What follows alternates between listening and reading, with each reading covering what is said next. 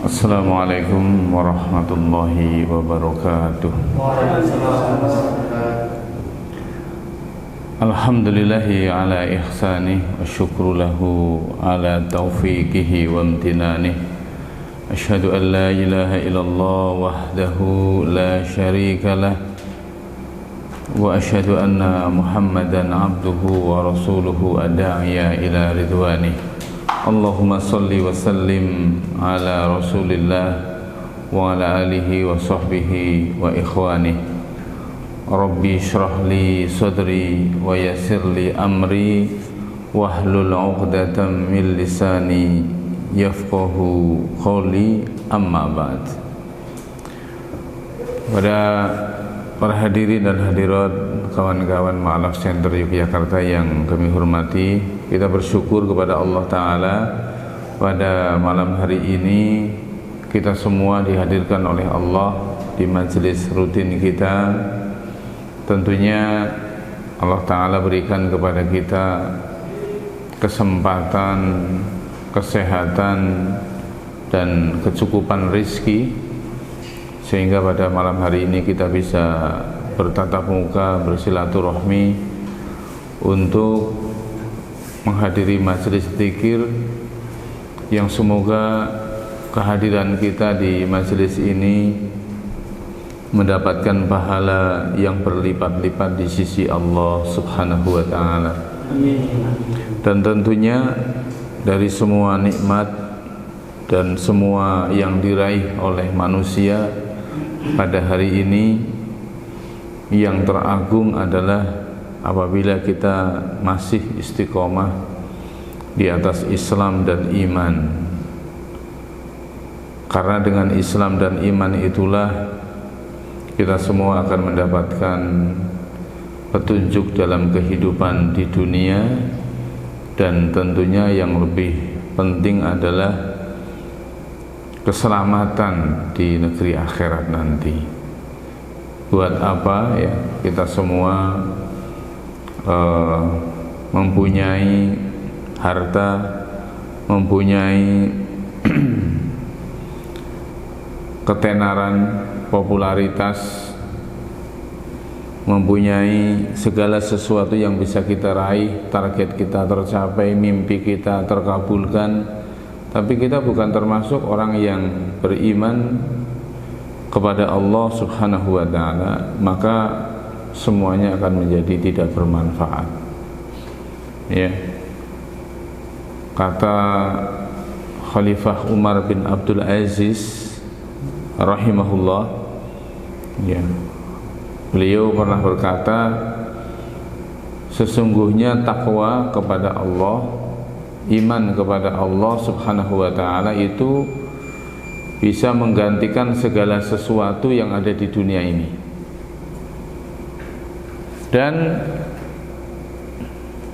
segala sesuatu yang ada di dunia ini tidak bisa menggantikan takwa kepada Allah, tidak bisa menggantikan iman kepada Allah Ta'ala.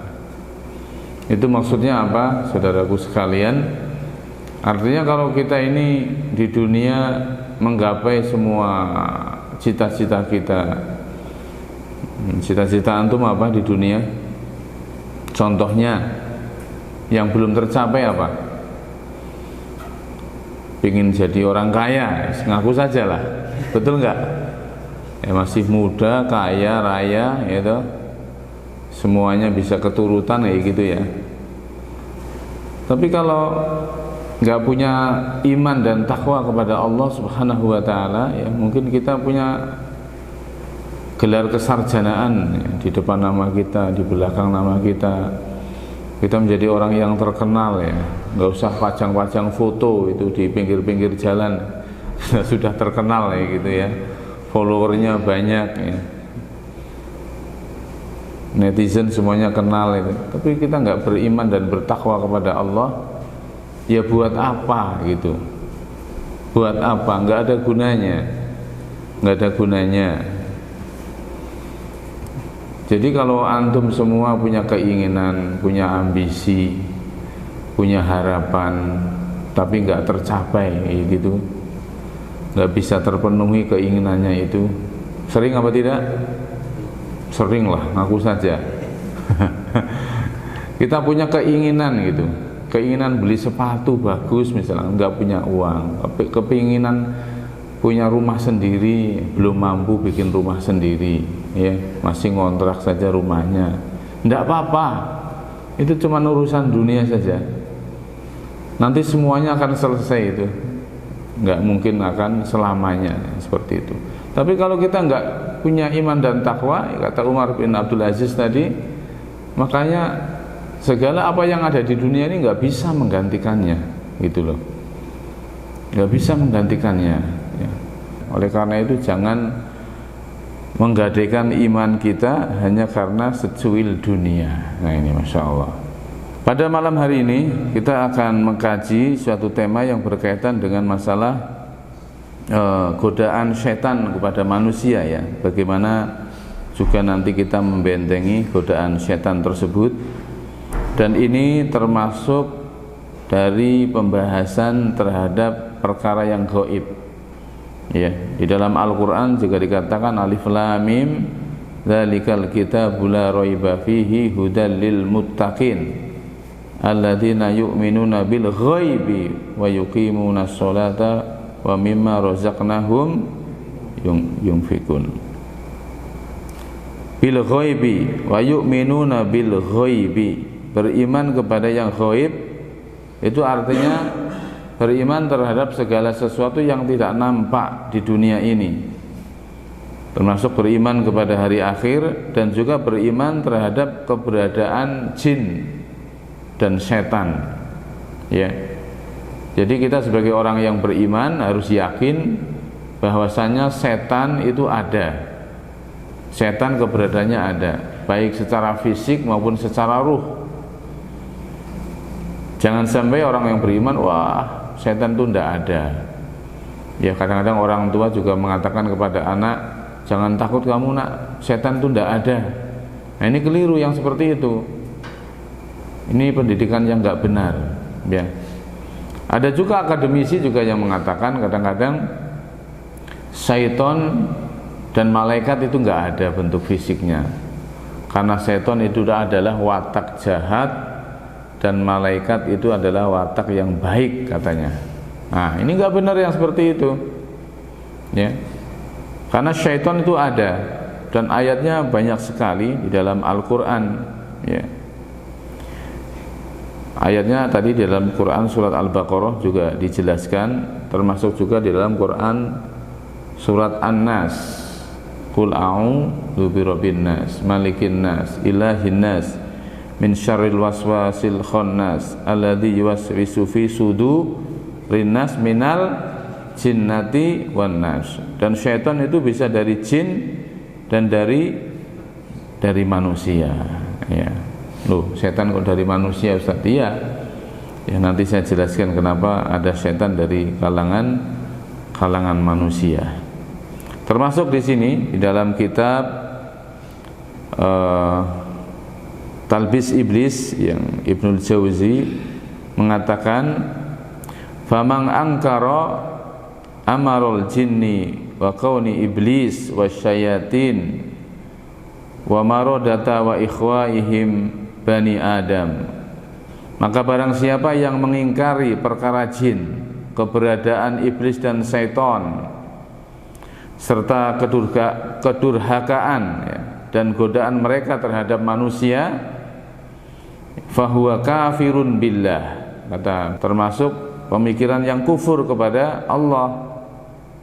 Jahada bi ayatihi makdzubun bi kitabihi, ya, mengingkari ayat-ayat Allah dan mendustakan kitabnya, ya. Ini kata para ulama. Salah satu ayat yang ada di dalam Al-Quran, Quran surat Al-Hijr ayat 27, wal jana khalaqnahu min qablu min naris samum, dan kami telah menciptakan jin sebelum Adam dari api yang sangat panas. Kemudian dalam Quran surat Az-Zariyat, wa ma khalaqtul jinna wal insa illa liya'budun. Dan tentunya ayatnya banyak sekali, ya. Nah, contohnya ini yang dikatakan oleh Ibnul Jauzi, ya, bahwasanya beliau membandingkan antara godaan wanita dengan godaan setan. Kira-kira ngeri mana? Godaan setan dan godaan wanita? Para sahabat, wanita ya? Ngerti juga ini. Benar jawaban antum ini. Di dalam Quran surat Yusuf ayat 28, nanti dicek ya Al-Qur'annya. Ini ada Al-Qur'an. Quran surat Yusuf ayat 28. Antum buka boleh ini. Antum buka. Quran surat Yusuf ayat 28. Coba dibaca. Kunna adimun. Udah cukup situ. Inna kaidakunna adimun. Artinya apa itu? Maka ketika dia suami perempuan itu melihat baju gamisnya Yusuf, koyak di bagian belakang, dia berkata, sesungguhnya ini adalah tipu dayamu. Tipu dayamu benar-benar hebat. Nah, itu tipu daya wanita terhadap laki-laki. Inna kaidakunna adimun. Kunna ini wanita, dan dalam ayat tersebut yang dimaksud adalah Zulaikha yang menggoda Yusuf, ya. Itu apa dikatakan adimun, besar, godaan wanita. Kemudian dalam Quran surat An-Nisa 76 baca. Kalau terhadap godaan wanita adimun. Kemudian Quran surat An-Nisa 76. Inna kaidah syaitani karena artinya maka barangkali kawan-kawan setan itu karena sesungguhnya tipu daya setan itu lemah. Ya, inna kaidah syaitani kana dha'ifa. Maka sesungguhnya tipu daya syaitan atau godaan syaitan itu adalah lemah. Ya. Jazakallahu khair. Kalau tadi godaan wanita adalah besar. Kenapa dikatakan seperti ini, ya?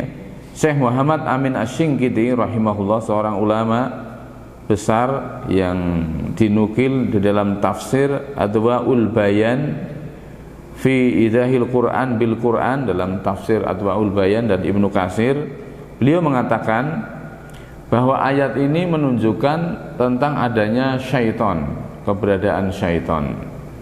Kemudian apabila dua ayat ini dipadukan, yaitu Quran surat An-Nisa 76 dengan Quran surat Yusuf ayat 28, maka dzummat laha ayatun ukhra hasala bidzalika bayanu anna kaidan nisa'i a'dham min kaidis syaitani, yaitu menunjukkan bahwasanya godaan wanita itu jauh lebih dahsyat daripada godaan syaitan. Kenapa? Karena wanita, apakah semuanya wanita? Tidak. Jadi wanita yang dijadikan alat oleh syaitan, ya tentunya wanita solehah tidak termasuk di dalamnya. Tentunya wanita yang punya tipu daya dan wanita yang dijadikan alat oleh syaitan untuk menggoda laki-laki itu jauh lebih dahsyat daripada syaitan itu sendiri. Bisa dipahami ya? Jadi nanti jangan mengatakan kepada istrinya di rumah, kamu ini godaannya jauh lebih dahsyat daripada setan. Tunjuk-tunjuk istrinya. Tidak. Yang dimaksud di sini adalah wanita yang dijadikan alat oleh syaitan untuk menggoda laki-laki. Ya. Ya, wanita seperti apa? Ya tentunya wanita yang membuka auratnya di depan umum, wanita yang berbau wangi di tempat umum, ya wanita yang jadi bintang iklan produk-produk yang bisa ditonton, wanita yang bisa ditonton di sosial media, memamerkan kecantikannya, ya bahkan bangga kalau tampil seksi dan lain sebagainya. Karena wanita solihah nggak nampak dicari di sosmed, ya nampaknya di mana? Di rumah bapaknya, ya. Jadi kalau mau lihat wanita solihah, jangan dicari di sosmed. Fotonya nggak ada, ngumpet gitu, ya. Carinya di mana? Di rumahnya, ya. Kemudian kawan-kawan sekalian yang kami hormati, ya, jadi jelas bahwasanya keberadaan syaitan itu ada. Tapi syaitan itu tidak akan menampakkan wujud aslinya, ya, tidak mungkin bisa menampakkan wujud aslinya. Dia berkamuflase, bisa berkamuflase dengan bentuk yang menakutkan, bisa berkamuflase dengan bentuk yang sangat-sangat menggoda. Itu siapa yang pernah digoda syaitan, ya. Kalau dalam film-film itu ada pocongan, ada wewe gombel, ada kuntilanak, ada genderuwo, ada pocongan. Ya bisa saja seperti itu. Syaitan menampakkan diri dalam bentuk sesuatu yang menakutkan, ya, untuk menakut-nakuti manusia. Kadang ada juga dia mewujud dalam bentuk sesuatu yang cantik, ya, yang menarik. Nyi Roro Kidul misalkan, Nyi Blorong, ya. Ya itu cerita-cerita nggak tahu benar apa tidak, tapi yang jelas bisa seperti itu. Kemudian para hadirin, kawan-kawan sekalian yang kami hormati, syaitan tujuannya adalah menggelincirkan manusia dari jalan syariat Allah supaya jauh dari jalan takwa kepadanya. Dan syaitan itu yarawnaka wala tarawnahu, syaitan itu melihat kita, tapi kita tidak bisa melihat syaitan. Hanya saja kita akan menjadi kuat apabila kita punya benteng untuk melindungi dari godaan syaitan. Makanya tadi ayatnya inna kaida syaitana dha'ifa. Sesungguhnya syaitan itu lemah sekali apabila kita punya benteng pertahanan.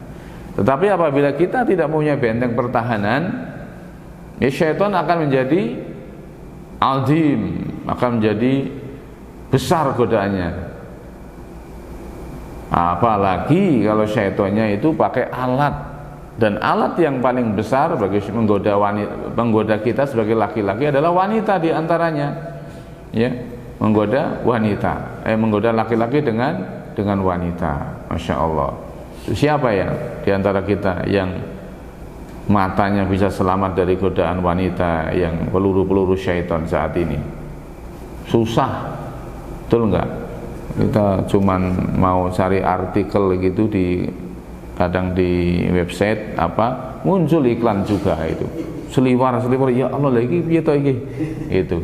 Mau lihat WA kadang-kadang keblasuk ke sosial media, kadang-kadang scroll muncul juga iklannya. Ya isinya siapa? Ya wanita.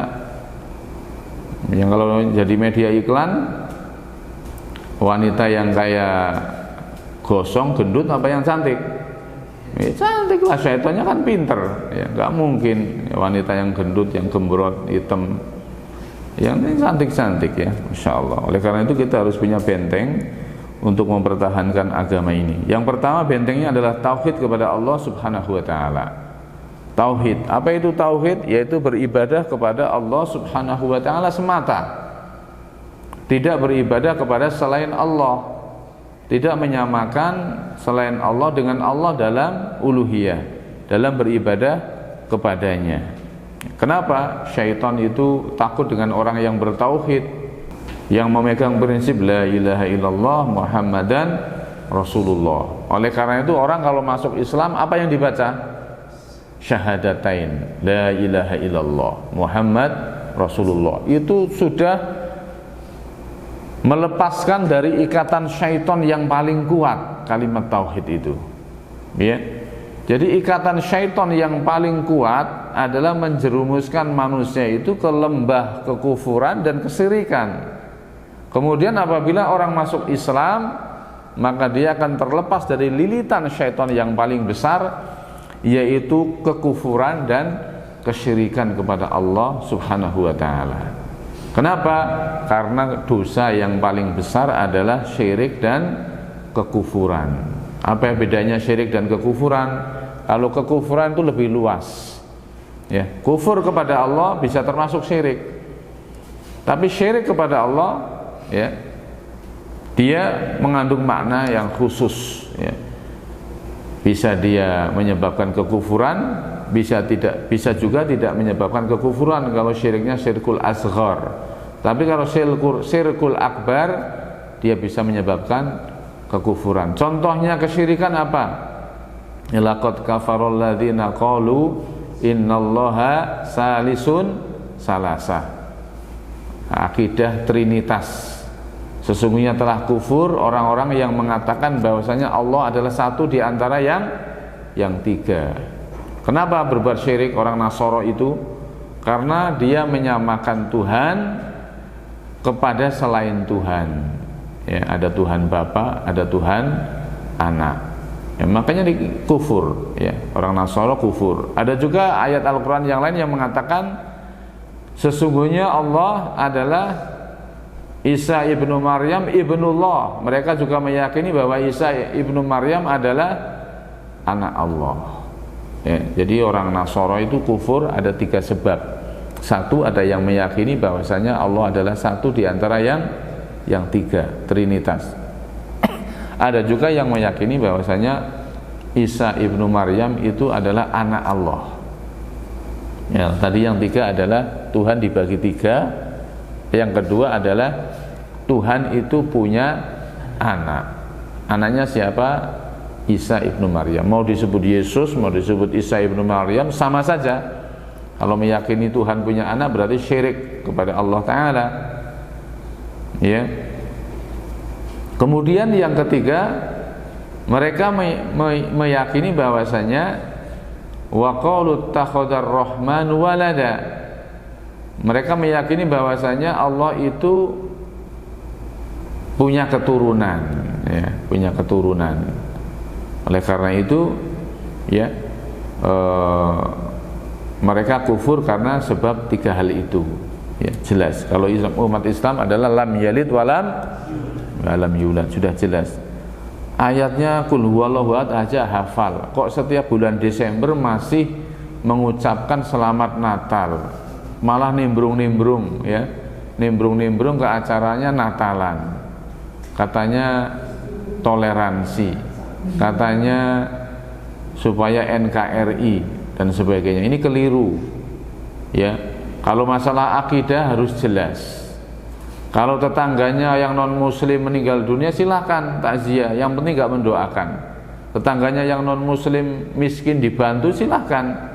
Tapi kalau mereka merayakan hari Natal, hari perayaan mereka, merayakan hari kelahiran Tuhan, ya, anak Tuhan dan sebagainya, ya kita nggak boleh ikut merayakan. Ingat, godaan syaitan yang pertama adalah menjerumuskan manusia ke lembah kekufuran dan lembah kesyirikan. Oleh karena itu benteng yang pertama adalah tauhid kepada Allah Subhanahu wa ta'ala. Yang kedua adalah konsisten dalam Islam. Allah Subhanahu wa ta'ala berfirman dalam Quran surat Al-Baqarah, ya ayyuhalladzina amanu dkhulu fis-silmi kafah wa la tattabi'u khutuwatis syaitan innahu lakum aduwwun mubin. Wahai orang-orang yang beriman, masuk Islam secara kafah, jangan tanggung-tanggung, jangan sebagian-sebagian saja, ya, makblung sekalian itu, yakin 100% Islam benar dan berjihadlah untuk mengamalkan Islam dengan Islam yang sebenar-benarnya, ya, dan jangan ikuti langkah-langkah syaitan, sesungguhnya syaitan bagimu adalah musuh yang nyata. Kemudian yang ketiga, benteng dari godaan syaitan yang kuat adalah setelah tauhid, kemudian berislam, kemudian Al-Quran. Nah, ini Al-Quran. Bentengnya Al-Quran, diantaranya Rasulullah SAW bersabda, la taj'alu buyutakum maqabira inna syaitana yunfiru minal baitil ladzi tuqra'u fihi surat Al-Baqarah. Kata Rasulullah, ya, ini jangan jadikan rumahmu, kos-kosanmu, ya, rumah antum tinggal di sini, ya, rumahnya antum di sini berarti. Ini jangan sampai kantor MCY seperti kuburan. Maksudnya apa? Sepi, nggak ada bacaan Al-Quran, nggak ada ibadah yang dilaksanakan. Karena sesungguhnya syaitan itu pergi, lari dari rumah yang sentiasa di dalamnya dibacakan Al-Quran, khususnya yang disebut oleh Rasulullah di sini adalah surah Al-Baqarah. Kemudian setelah surat Al-Baqarah ayat kursi ini yang paling manjur, benteng godaan dari syaitan. Kemudian 2 ayat terakhir dari surat Al-Baqarah, ya antum harus hafal itu ayat kursi, 2 ayat terakhir dari surah Al-Baqarah, ya amana rasulu bima unzila ilaihi min rabbihi wal mu'minun, sampai terakhir itu wajib dihafal. Itu surat idola itu, bacakan dalam surat dalam sholat kita, sholat sunnah, bacakan di rumah. Kemudian Al-Baqarah ayat kursi, 2 terakhir surah Al-Baqarah, kemudian Al-Mu'awwidhatain, yaitu Al-Falaq dan An-Nas. Kapan dibacanya? Ba'da sholat, pagi dan sore, ketika hendak tidur ya dibacakan, ketika sakit juga begitu, yaitu benteng dari Al-Quran. Kemudian yang keempat bentengnya godaan dari syaitan adalah sholat 5 waktu, ya sholat 5 waktu ya. Kalau seseorang sudah lepas dari sholat 5 waktu maka gampang digoda oleh syaitan. Inna sholata tanha anil fahsya iwal mungkar, sesungguhnya sholat itu mencegah dari perbuatan keji dan mungkar. Keji dan mungkar godaannya dari syaitan ya. Kemudian selanjutnya ya, ini saya bacakan separuh saja, nanti kalau ada waktu kita lanjutkan di waktu yang lain.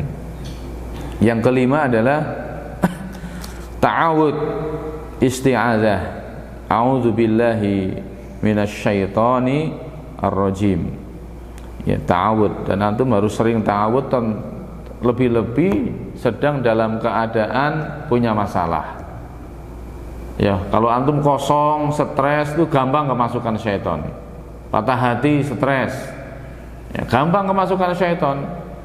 Oleh karena itu antum lagi punya masalah, banyak istighfar, banyak ta'awud. Terutama laki-laki ini, kalau lagi marah itu hati-hati, marah sama istri itu, langsung merah semua, matanya melotot, segera untuk ta'awud, istighfar. A'udzubillahi minasyaitonir. Syaitan marah, syaitannya masuk kepada orang yang marah ya, kadang-kadang ngomong nggak terkendali ya, sikil papatnya keluar semua ya, baru setelah sadar, oh ya tadi kok saya marah ngomongnya begini-begini ya.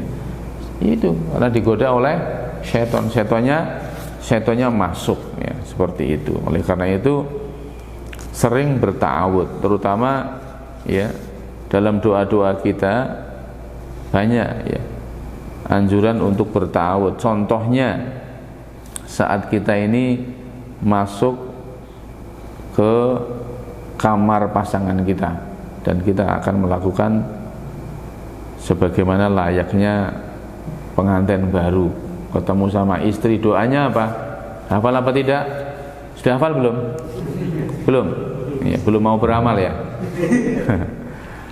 Ya, bismillahirrahmanirrahim, jannibna syaitona ma razaqtana, berlindung dari godaan syaitan. Kalau kita sudah doa itu, insya Allah anak kita akan lepas dari godaan syaitan. Jangan sampai babi ibu setelah itu, waduh lupa tadi belum doa ya, doanya di awal ya. Kalau nggak hafal, tempel di kamar, dicatat doa mau jima dengan istri. Tahu jima apa enggak? Ya, berhubungan lah dengan istri, ada doanya itu ya. Kemudian masuk WC ya, toilet, berapa hari masuk toilet? Sehari ya, berkali-kali ya, 10 kali dan sebagainya, ada doanya ya. Allahumma ini a'udzubika minal khubusi wal khobais ya, itu doa dari godaan syaitan. Kemudian keluar dari masjid ya, Allahumma simna minasyaitonir rajim ya, doa keluar dari masjid juga termasuk. Banyak sekali ini doa-doa yang perlindungan dari syaitan, terutama juga doa pagi dan petang, ini banyak sekali ayat-ayat ruqyah dari syaitan. Mungkin akan kita lanjutkan di pertemuan-pertemuan yang akan datang. Mudah-mudahan kajian ini bermanfaat buat kita semua, dan Allah lindungi kita semua dari godaan syaitan, baik syaitan dari kalangan jin maupun syaitan dari kalangan manusia, sehingga kita istiqomah di dalam berislam ya. Billahi taufiq wal hidayah. Subhanakallahumma wa bihamdika asyhadu an la ilaha illa anta astaghfiruka wa atubu ilaik. Assalamualaikum warahmatullahi wabarakatuh. Waalaikumsalam.